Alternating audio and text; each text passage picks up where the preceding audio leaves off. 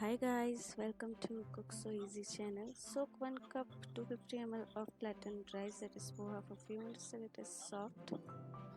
Then add besan 1/4 cup and 1/4 cup of wheat flour and small sized onion to it, and grinded garlic, coriander, mint, cumin, ajwain and green chilies paste. Add red chili powder, turmeric, dhania powder and salt as per your taste. Mix it to a dough-like form. Add water in between to bind your dough.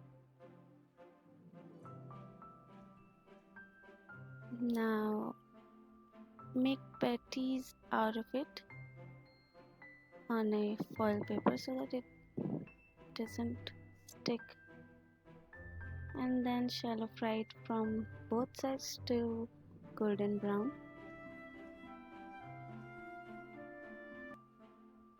And done. Serve it hot with chutneys